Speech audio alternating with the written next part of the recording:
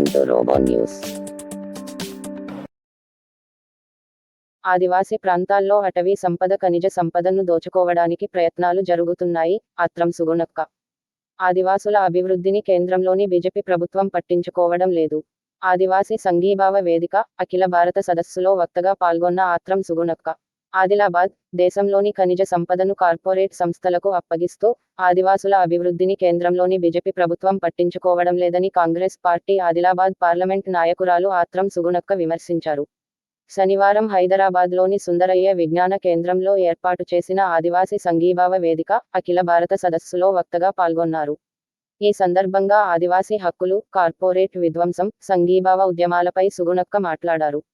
ఆదివాసీల సంస్కృతి సాంప్రదాయాలు అడవితో ముడిపడి ఉన్నాయని, జల్ జంగల్ జమీన్ లేకపోతే ఆదివాసీ జీవన విధానం మనుగడ లేదని, అందుకే కొమరం భీం పోరాటం నుంచి ఇప్పటి వరకు ఆదివాసీలు జల్ జంగల్ జమీన్ కోసమే పోరాటం చేశారు కానీ ఉద్యోగాలు ఇవ్వమని, ఇండ్లు కట్టివ్వమని పోరాటం చేయలేదని అన్నారు. ఒక ఆదివాసీ బిడ్డగా మాట్లాడుతున్నా మా ప్రాంతాలను కొల్లగొట్టడానికి వస్తే ఊరుకునేది లేదని, ఇంకొకరి ప్రాంతాన్ని దోచుకునే సంస్కృతి తమది కాదని అన్నారు. మా ప్రాంతాన్ని మేము కాపాడుకుంటామని పోరాటాలు చేస్తే ఆ పోరాటాలను అణిచి వేయటానికి ఆదివాసీల సంస్కృతి పైన, దేవుళ్లపైన, మనుగడపైన, వాళ్ల ఆచారాల వ్యవహారాలపైన, భూములపై నివసిస్తున్న అడవిపై దాడి చేస్తూ వాళ్ల ప్రాంతాల్లో ఉన్న అటవీ సంపదను, ఖనిజ సంపదను దోచుకోవడానికి ప్రయత్నాలు జరుగుతున్నాయని ఆరోపించారు. Tiger zone, elephant zone, corporate కంపెనీలను ఆదివాసీలు నివాసం ఉన్నచోటే ఏర్పాటు చేస్తూ కేంద్రంలోని బీజేపీ ప్రభుత్వం ఆదివాసీల మనుగడ లేకుండా చేస్తుందని మండిపడ్డారు. దేశంలో అభివృద్ధి పేరిట ఖనిజ సంపద, ప్రకృతి వనాలను ధ్వంసం చేస్తున్న కేంద్రంలోని బీజేపీ సర్కారు కుట్రలను సర్వ సమాజం వ్యతిరేకించాలని తెలిపారు. ఈ సదస్సులో ట్రైబల్ ట్రైకర్ చైర్మన్ బెల్లయ్య నాయక్, పర్యావరణ శాస్త్రవేత్త Baburao, professor Kodandaram, professor Haragopal, Soni Sori, PWO Sandhya, మానవ హక్కుల వేదిక రాష్ట్ర అధ్యక్షుడు ఆత్రం భుజంగరావు, వివిధ రాష్ట్రాల మేధావులు, సామాజిక టీవీ కార్యకర్తలు, పర్యావరణవేత్తలు తదితరులు పాల్గొన్నారు.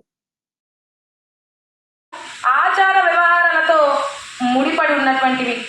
ఇవి లేకపోతే ఆదివాసీ జీవన విధానమే లేదు, ఆదివాసీ మనుగడనే లేదు.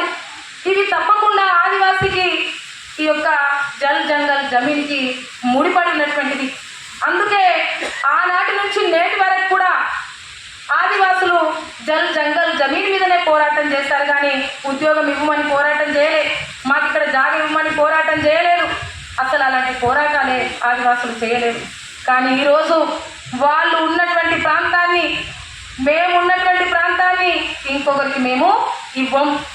మా ప్రాంతానికి వస్తే మేము ఊరుకోం, ఇంకొకరి ప్రాంతాన్ని మేము దోచుకోం, మా ప్రాంతాన్ని మేము కాపాడుకుంటామనేసి ఈరోజు వాళ్ళ ప్రాంతాలను వాళ్ళు కాపాడుకోవడానికి ఎన్నో రకాలైనటువంటి పోరాటాలు చేస్తే ఆ పోరాటాలను అంచడానికి కొద్దిమంది జనాభా అండి, ఆదివాసుల జనాభా, ఆ జనాభాను కూడా ఈరోజు దక్కనివ్వకుండా వాళ్ళ సంస్కృతుల పైన దాడి, వాళ్ళ దేవుళ్ళ పైన దాడి, వాళ్ళ మనుగడ పైన దాడి, వాళ్ళ ఆచార వ్యవహారాల పైన దాడి, వాళ్ళ భూముల పైన దాడి, వాళ్ళు నివసిస్తున్నటువంటి అడవి పైన దాడి.